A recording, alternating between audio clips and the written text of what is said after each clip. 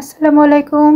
কেমন আছেন সবাই? আশা করি যে যেখান থেকে আজকের ভিডিওটি দেখবেন সবাই অনেক বেশি ভালো আছেন, সুস্থ আছেন। চলুন আজকে সাগরের কাছে নিয়ে যাই। আজকের গন্তব্য আমাদের হেস্টিং বিচ। অনেক সুন্দর একটি বিচ শুনে এসেছি, তাই আজকে চোখে দেখতে যাচ্ছি আর যাওয়ার সাথে আপনাদের সাথেও নিয়ে যাচ্ছি। ভিডিও করে নিচ্ছি একটুখানি রাস্তা, কারণ হেস্টিং এলাকাটাও আমার কাছে নতুন, সুতরাং নতুন এলাকায় গেলে নতুনভাবেই সব কিছু পরিচিত হব। সুতরাং সব কিছুই ছোট্ট করে একটু ভিডিও করে নিলাম। যতটা জেনে এসেছি এই বীজটা হচ্ছে নুড়ি পাথরের, অর্থাৎ বীচের পাড়টা পাথর দিয়ে, ছোট ছোট পাথর দিয়ে ঘেরা। এখানে বালু খুব একটা নেই। যারা বালু পছন্দ করেন না, সাগরে গিয়ে সাগরের পানিতে গোসল করে বালুতে পা ভিজাতে চান না, বালু দিয়ে পা জড়ানো হলে অনেকের বিরক্ত লাগে এবং পরিষ্কার করতেও সময় লাগে, তাদের জন্য এই বীজটি অন্যতম সুন্দর একটি বীজ। খুবই সুন্দর, কংক্রিট দিয়ে, যদিও নুড়ি পাথরের উপর দিয়ে হাঁটতে খালি পায়ে হাঁটা খুবই কঠিন, স্যান্ডেল নিয়ে হাঁটা যায়, কিন্তু তারপরও অনেকে সেই পাথরের মধ্য দিয়েও হাঁটতে পারে না। কিন্তু পরিষ্কার পরিচ্ছন্ন সুন্দর, ওয়েদারটা ছিল চমৎকার। খুব বেশি কটকটে রৌদ্র ছিল না, সেই কারণে আসলে আজকে মারের বীজটাকে খুব বেশি সুন্দর লেগেছে।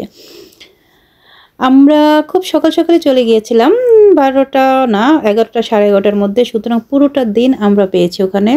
আর চারিপাশটা খুবই সুন্দর, মনে হয় যে ছবির মতোই সুন্দর। বাড়িঘরগুলো যেরকম সুন্দর, এখানে রেস্টুরেন্ট আছে এবং অসংখ্য খোলা জায়গা আছে, খাওয়া দাওয়ার ভালো ব্যবস্থা আছে। পাশে একটা পার্ক আছে, পার্কিং চার্জও খুব একটা বেশি না। তো সব মিলিয়ে হেস্টিং এলাকাটা খুবই সুন্দর যতটুকু দেখলাম। আর এখানে অনেকগুলো ভিজিটিং পয়েন্ট আছে, আমরা সবগুলো ভিজিটিং পয়েন্টই যাওয়ার চেষ্টা করেছি, একে একে করে আপনাদের সবগুলো দেখাচ্ছি। এই হচ্ছে সাগরের পাড়।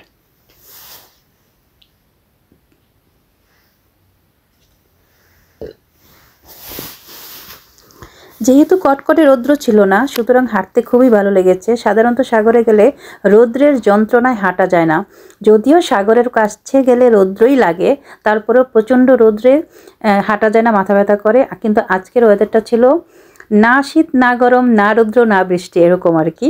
তো সব মিলিয়ে আমাদের অনেক চমৎকার একটি সময় কেটেছে। সেই চমৎকার সময়ের কিছুটা অংশই আপনাদের সাথে শেয়ার করছি। এই যে দেখতে পাচ্ছেন যে কতটা সুন্দর। আর যেহেতু ওয়ার্কিং ডে, যদিও বাচ্চাদের স্কুল ছুটি হয়ে গিয়েছে, কিন্তু ওয়ার্কিং ডে বাবা মারা তো অবশ্যই কাজ করছে, সেজন্য সাগরের পাড়ে খুব বেশি মানুষ ছিল না, সেই কারণে বেশি ভালো লেগেছে।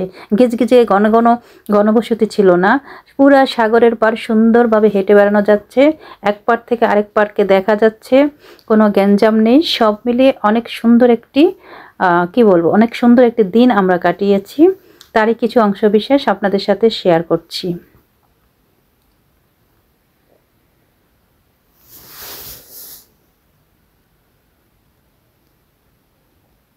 আর এইসব এলাকায় গেলে আরেকটা জিনিস সেটা হলো অবশ্যই খাবার দাবার নিয়ে যেতে হবে। যেহেতু আমরা মুসলিম, সব এলাকায় গেলেই হালাল খাবার পাওয়া যায় না। তো সবসময় আমরা যেটা করি, সকালের নাস্তা, বিকালে দুপুরের খাবার, বিকালের নাস্তা সবই নিয়ে যাই। সবচেয়ে মজার বিষয় যেটা হয়েছে, আমরা খুব আয়োজন করে পাটি বিছানা সব বিছিয়ে খাবার দাবার নিয়ে বসছি। অর্ধেক খাওয়া যখন হয়ে গেল, তখন কিন্তু আসলো বৃষ্টি। সুতরাং খাবার দাবার সব আমরা ভিজে দৌড়াদৌড়ি করে আমরা কিন্তু গাড়িতে চলে গেলাম।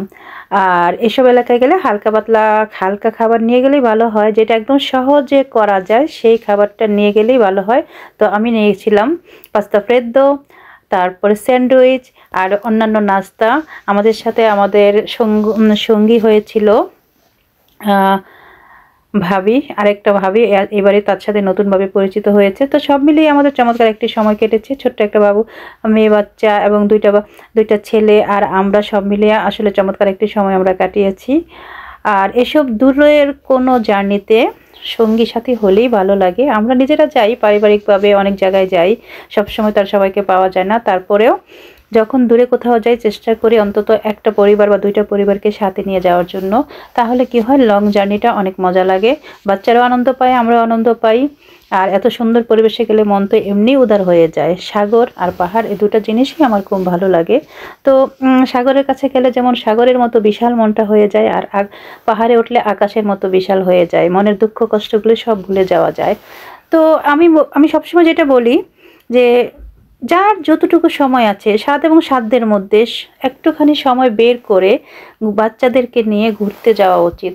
বাচ্চাদের সাথে কোয়ালিটি সম্পন্ন সময় যদি ব্যয় না করা হয়, সবাই বড় হয়ে যায়, আলাদা হয়ে যায়, একসময় দূরে সরে যায়, কিন্তু এই সময়টাই কিন্তু থেকে যায়।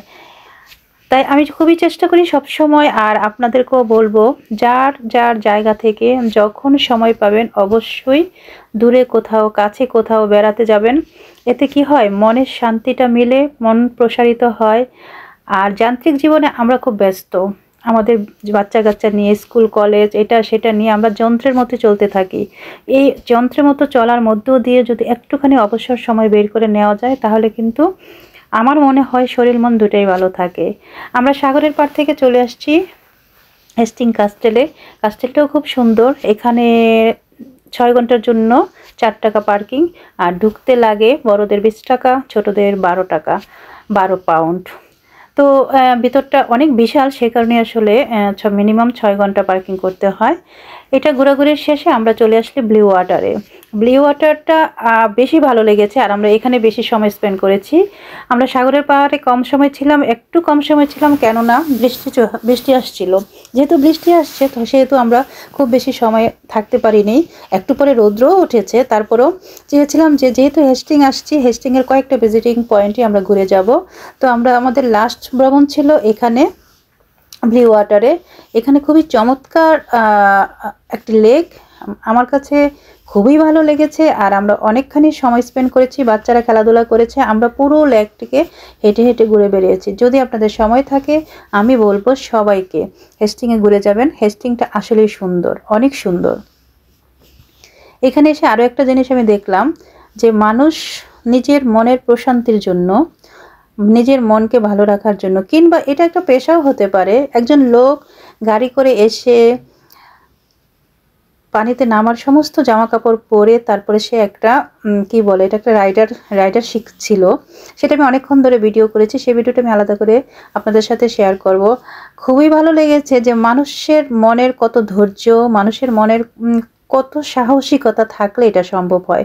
কেউ কেউ আছে ঘরে বসে দিন কাটায়, 1 কাপ চা বারান্দায় বসে খেয়ে দিন কাটায়, আবার কেউ কেউ না খেয়ে না দিয়ে শুধু ঘুরে বেড়াতেই পছন্দ করে। আসলে মানুষ এক এক রকম, মানুষের চিন্তা ভাবনা, মানুষের ইচ্ছা শক্তি এক একজনের এক এক রকম। এটাই স্বাভাবিক, এটাই স্বাভাবিক, কারণ প্রত্যেকটা মানুষ আলাদা, একজন মানুষ তার আলাদা আলাদা ভালো লাগাই থাকবে। তবে আমার কাছে সবসময় যেটা মনে হয়, যদি ঘর থেকে আমি না বের হই তাহলে সুন্দর এই পৃথিবীকে দেখতে পারবো না। আল্লাহর সৃষ্টি অনেক সুন্দর, যদি আমি নাই দেখি তাহলে কি হবে? জন্ম নিলাম, মৃত্যুবরণ করলাম, চলে গেলাম, কিছুই তো দেখা হলো না, কিছুই তো পৃথিবীর জন্য রেখে গেলাম না। সেটা আমি সেই পক্ষে কি বলো, সেই পক্ষের মানুষ আমি না। আমি চেষ্টা করি সব সময় যে যতটুকু সময় আছে ততটুকু সময়কে ব্যয় করার জন্য, সুন্দর কিছু দেখার জন্য, আরও চেষ্টা করি পৃথিবীর জন্য কিছু রেখে যাওয়ার জন্য। জানি না আল্লাহ আমাকে কতদিন হায়াত দান করবেন, তবে আলহামদুলিল্লাহ আল্লাহ পাক আমাকে যথেষ্ট ভালো রেখেছেন। আমি তো চিন্তাও করতে পারি নাই যে আমি এভাবে চলতে পারবো।